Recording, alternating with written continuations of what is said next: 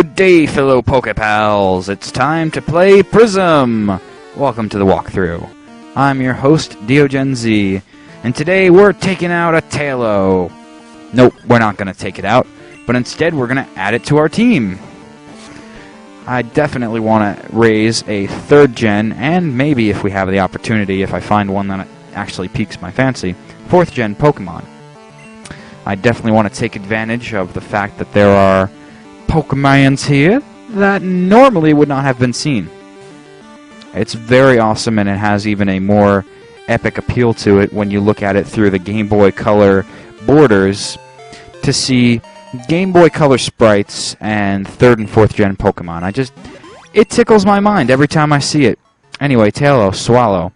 It has a gutsy spirit that makes it tough on, or it makes it take on tough foes, sorry. It flies in search of warm climates. Yeah, I think I do recall around the time that I stopped watching the anime that there was one episode of the Hoenn series that involved a migration of Taillow. And actually, looking back at that, I'm not even sure if it was a migration of Taillow. Might have just been their nesting ground / eating grounds, of which Ash had stumbled across, unfortunately, because he almost got his eyes pecked out there. Yeah, not the best place to go to taunt Taillows. They're feisty creatures, and hopefully it's a feisty fighter on our team. For a while, though, I've been wanting to raise myself a Swellow, and since we haven't had any 3rd gen games that I've done a walkthrough of to raise one, might as well do it in a ROM hack of a 2nd gen game. And here we have more awesome trees. I say awesome trees because they do change from location to location. Yeah, right, you're not Lance's kid. Keep dreaming. That's funny. They tell us who our father is. Or they try to insist they know.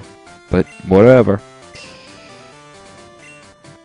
Nope, don't get what you're trying to hint there. And I wonder if that area can be unlocked later. What's in these stairs here? Okay, speaking of unlocked areas later, we can't go there until we get Surf. What do you say? Yep, we saw that.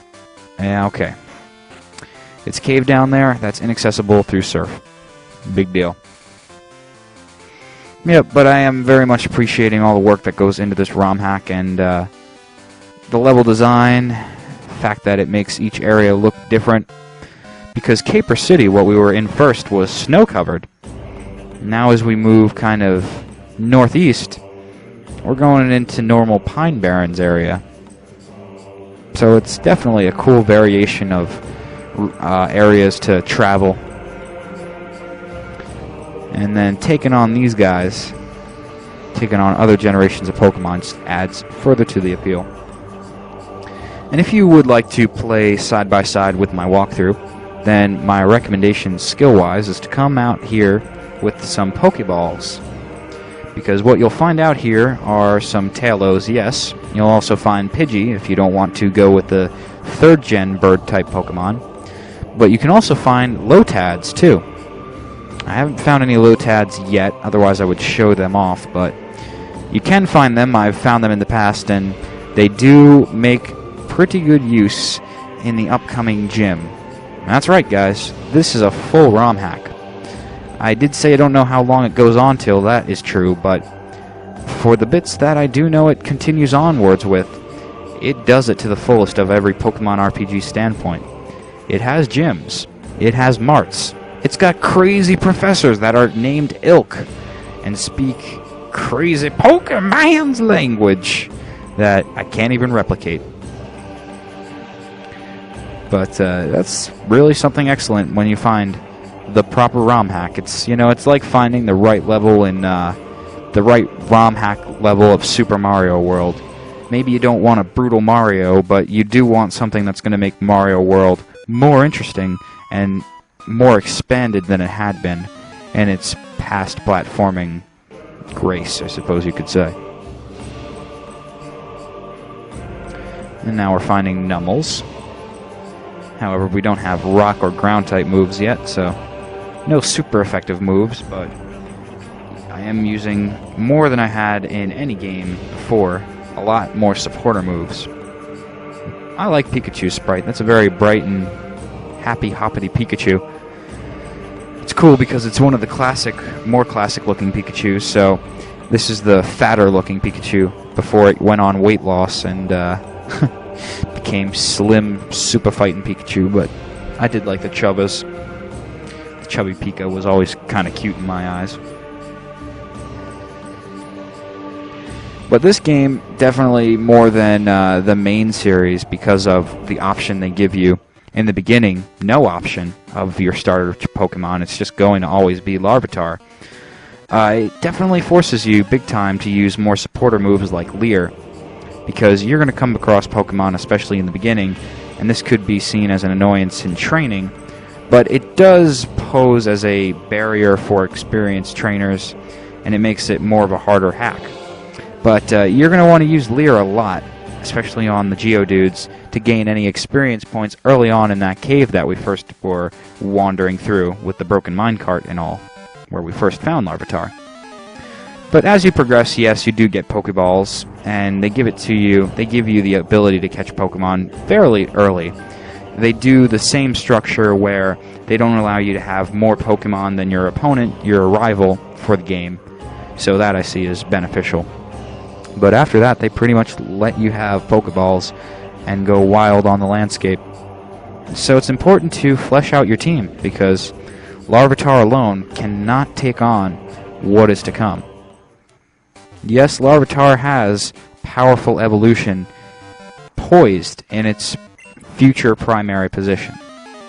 But for now, in the now, it's still pretty weak. It's still it's a heavy defensive fighter. I will give it that. It can take hits like a beast, and that becomes increasingly important, especially when you need to sit on an opponent for a while and whittle away their HP with Sandstorm like my Larvitar knows, or Leer it out. And do you have anything interesting, disturbingly poked out belly button dude? I always never understood those fat dudes with the bald head in this sprite, because, okay, I guess it's supposed to be their belly button, but it could be easily mistaken as some other appendage a few degrees lower of the waist. And the fact that they gave them skin-colored shirts, like at least this old dude here, he's got enough sense to match. He's wearing a brown shirt. We've got red on, but those fat dudes with poking out belly button that could be mistaken as another appendage, no, of course, they decide to wear skin-tight, skin-color clothing. Never understood why they went and decided to do that. So, speaking about changing your looks, Pokemon Prism also does something very interesting that I've never seen any main RPG of the series do, and that is allow you to change your look. Yes, they've done it in spin-off games like Pokemon Battle Revolution, but none in which of my memories can hold could you change your avatar's appearance for the main RPG. So, since this is Game Boy Color, they don't have too many optimization options. What they allowed you to do is just choose from this menu, simply look at the sprite you want, and select it with yes or no and the cost that incurs, and then you choose the sprite you want. So you could actually look like your rival, you could look like Red, you could look like an average trainer, a flying Pokemon trainer. We're going to look like this dude, because he's out of the ordinary. And I think for a Pokemon ROM hack, we should definitely go with all the alternative sprites that are available. And I thought that was really awesome when I stumbled upon it. So this city has a lot of fashionista choices for you to try out. But also here, this does something different than the main series. This is the Happiness Raider, and instead of giving you a useless phrase for you to interpret that could be vague, it gives you an actual fraction. This way you can see, and a grade too, so if fractions don't make quite much sense to you, they give you a grade, a D. So Larvitar and I are just starting out. You know, we're not forging that much of a big bond yet, but as we go on and as we have evolutions and go through tough times together, we'll take it back and see how the fraction increases. But I really like that they made it a cutthroat number and it's not a mystery. And the leader of Oxalis City is, if you couldn't have guessed from my alluding of getting a water Pokemon, he's a Fire-type trainer. And nothing different about this Pokemon Center here, but we're going to heal up anyway and get poised for the next episode because we're running out of time. And there's actually a mini-boss to face before the boss. Look at this. Incorporation of the other regions. So mentionings of regions that actually exist. So it's as if this region is connected to the other regions. I love that. Makes it all the more real for me. And yes, so there is a mini-boss kind of to face in the next episode. Not yet the gym leader will we be taking on, but a vital part of this walkthrough will happen in the next episode. So, a rookie place for trainers, we shall enter.